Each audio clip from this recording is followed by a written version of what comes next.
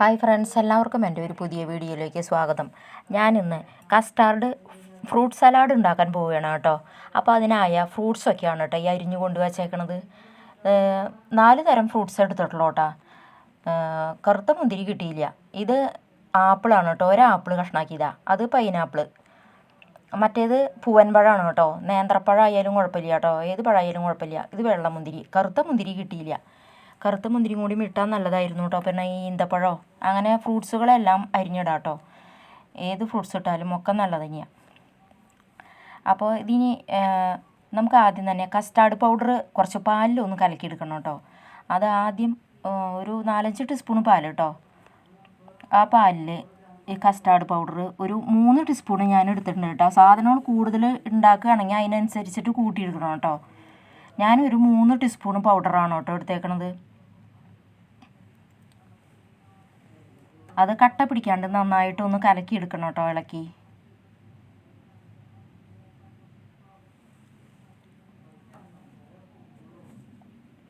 കട്ട പിടിക്കാണ്ട് കലക്കി എടുത്തതാണ് കേട്ടോ അത്.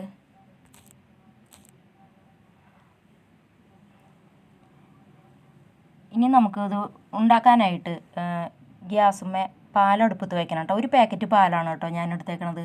കൂടുതൽ സാധനമുള്ള കാരണം ഒരു പാക്കറ്റ് പാലെടുത്തിട്ടുണ്ട് കേട്ടോ. ഇതൊന്ന് തിളച്ച് വരുമ്പോൾ നന്നായി ഒന്ന് തിളയ്ക്കണം കേട്ടോ. ഇങ്ങനെ വേണ്ട, ഒന്ന് തിളച്ച് വരുമ്പോൾ നമുക്ക് അതിൽ ആവശ്യത്തിന് മധുരം ഇട്ട് കൊടുക്കാം. ഞാൻ പഞ്ചസാര ഒരു 3 ടീസ്പൂൺ ഇട്ടിട്ടുള്ളൂ കേട്ടോ. കുറച്ച് മധുരം മതി എന്ന് വിചാരിച്ചിട്ട്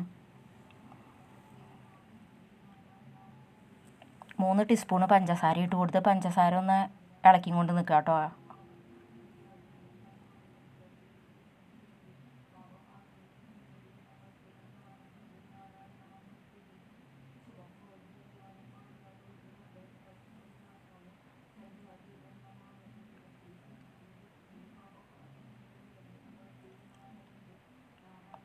പാലൊന്ന് തിളച്ച് വരുമ്പോൾ നമുക്ക് ഇനി ആ കസ്റ്റാർഡ് പൗഡർ കലക്കി വെച്ചാണത് അതിലേക്ക് ഒഴിച്ചു കൊടുക്കാം കേട്ടോ.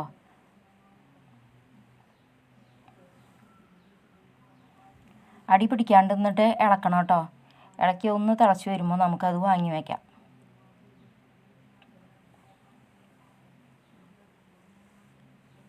അപ്പം നന്നായിട്ട് കുറുകി വന്നിട്ടുണ്ട് കേട്ടോ. കട്ട പിടിക്കാണ്ട് ഇളക്കണം കേട്ടോ. എന്നിട്ട് വാങ്ങി വെച്ചിട്ട് നമുക്ക് ഈ ഫ്രൂട്ട്സ് അരിഞ്ഞ് വെച്ചേക്കുന്നതൊക്കെ ഒരു പാത്രത്തിലേക്ക് മാറ്റിയെടുക്കാം കേട്ടോ, പ്ലേറ്റിൽ നിന്ന്.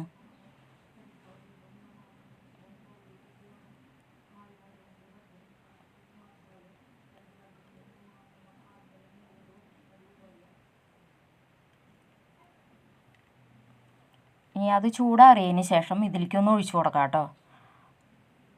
പാല് കസ്റ്റാർഡ് പൗഡർ ഇട്ട് കുറുക്കിയതാണ് കേട്ടോ അത് ചൂടാറിയിട്ട് ഇതിലൊന്ന് നന്നായി ഇളക്കി മിക്സ് ചെയ്തിട്ട് നമുക്കൊന്ന് തണുപ്പിക്കാനായിട്ട് ഫ്രിഡ്ജിൽ വെക്കണം കേട്ടോ. ഞാൻ അവിടെ 1 മണിക്കൂർ സമയം വെച്ചാലും മതി കേട്ടോ.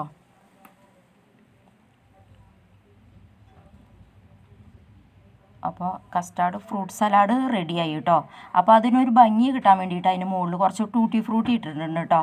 അപ്പോൾ നിങ്ങൾക്ക് എല്ലാവർക്കും എൻ്റെ വീഡിയോ ഇഷ്ടപ്പെട്ടു എന്നുണ്ടെങ്കിൽ ലൈക്ക് ചെയ്യാനും ഷെയർ ചെയ്യാനും സബ്സ്ക്രൈബ് ചെയ്യാനും മറക്കല്ലേ കേട്ടോ.